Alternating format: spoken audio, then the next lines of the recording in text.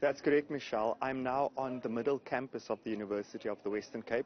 Earlier this afternoon, we saw Senate members moving through a corridor of student protesters and staff protesters who are calling for the Senate to vote in favor of an academic boycott against Israeli institutions. And they are in that building over there. That is the building where they will be deliberating over the motion, the call for an academic boycott against Israeli academic institutions.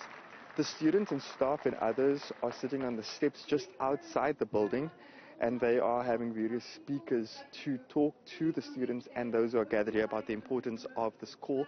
I'm now going to be speaking to one of the academic staff members at the University of Cape Town to hear from her what it's like for staff if they call for an academic boycott of Israeli institutions. Good afternoon and welcome to Newzroom Afrika. Good afternoon. So you are an associate professor at the University of Cape Town. Are there any implications for staff if they are calling for an academic boycott of Israeli institutions? Look, I think, given the events that we've seen over the last few months, it's a moral obligation for staff. It's a moral obligation for the whole university community to stand up and say something. A few years back, it was staff and students who put a motion to Senate in favor of an academic boycott. That motion was rescinded, and here we are today. So I think the experiences we saw then, most staff, of course, were sidelined, marginalized. Today, I think no matter what comes at us, it's easier probably to speak, but I think no matter what comes at us, it is a necessity. It's a moral obligation. So you're talking about the moral obligation, but we are also, of course, aware of the financial implication. Our understanding, or my understanding rather, is that UCT actually stands to lose out financially as well if they do go ahead with boycotting Israeli academic institutions. Tell me about that. Look, there was an article that was published that showed that UCT, compared to other universities in the country, is a top beneficiary of Israeli funding. And I think that came as a shock to us. The research, I understand there's funds that are coming to the university. So that is what, stands to be lost. But I think even then, we have to think, use our conscience in this instance as an institution to address that. I think it is a shame that UCT stands in that position. Coming now to the Senate, are you hopeful that they have what do you think Senate will vote on? And earlier somebody told me the Senate isn't diverse enough. They still support Israel. Look, the Senate has changed over the years. So many years ago when this motion was put to Senate, you still had a majority of white full professors. And over the years, of course, there have been changes where there are staff members from diverse backgrounds, but also diverse in terms of rank. Which I think has made a big difference in terms of the composition of Senate. So it is my hope, I am hopeful, that today we will see an outcome that we can at least live with. Thank you. I want to now speak to an academic from the University of the Western Cape, and she is here to support her colleagues at UCT, and she's going to be just giving us a broader overview of institutions and how academics are facing a backlash if they do call for boycott. Good afternoon and welcome to Newzroom Afrika. Thanks for having me. So you are from the University of the Western Cape. What is the situation like broadly though for academics, and particularly you're an associate professor? What do staff stand to lose? We're lucky in that we have a national government that has taken a very clear and principled position on what's going on in Palestine right now. We have a minister in Naledi Pandor who has been extraordinary in her clarity in standing in solidarity with Palestine, but also in not being afraid of the kind of bullying tactics that have come at her and at our government, particularly from Israel, from Germany and from the United States, which continues to put a lot of pressure on our government to concede to a pro-Israel agenda in South Africa. And our government has stood very firm on this matter.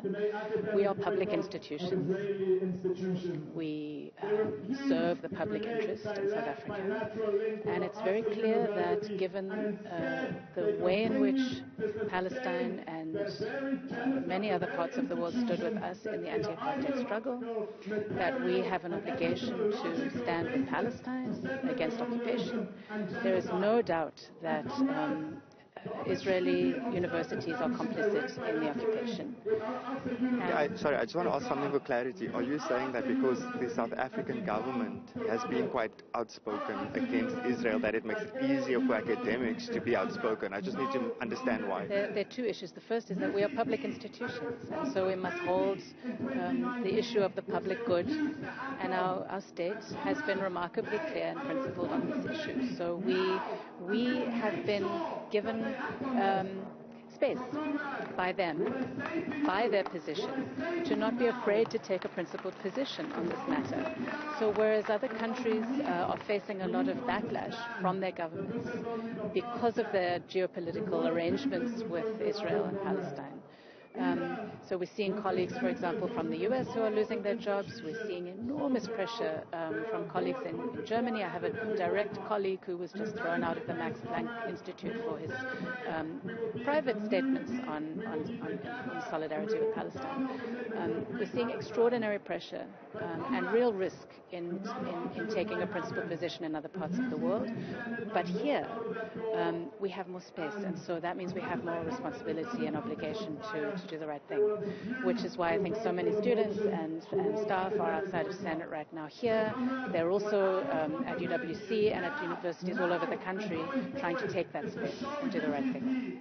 What is the risk, though, for an academic? I mean, let's say, for example, if they want to travel, if they want to apply for funding, what are some of the risks that people might be facing if they actually are, as in other parts of the world, calling for an academic boycott of Israeli institutions? So most of the risk to us right now, if we stand in solidarity with Palestine, we make an argument for boycott, and we're seen to be doing that, is that we lose a lot of international invitations that come from places like the US and Germany and England.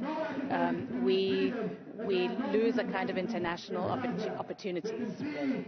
And some of that is about funding. Others issues are around the loss of visas. If we apply for visas to go to countries and they see our name on BDS campaigns or on boycott campaigns, we can be disinvited or lose funding as a result.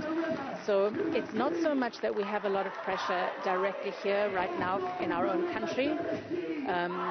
Even though we do feel that, sometimes there's hate mail that comes. I know one professor at UCT has received enormous pressure from Israel, from Zionists in South Africa for the position she took at the Senate for arguing for a boycott.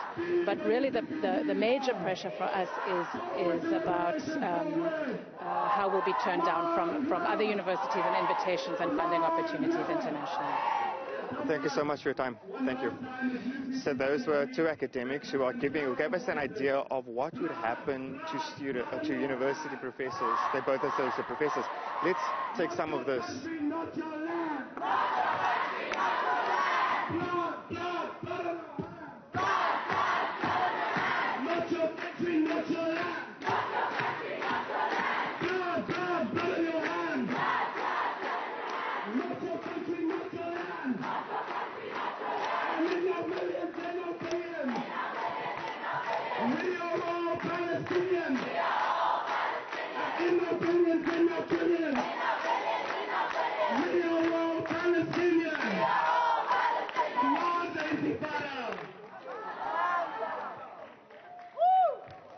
Michelle, I think I'll hand it back to you in the studio.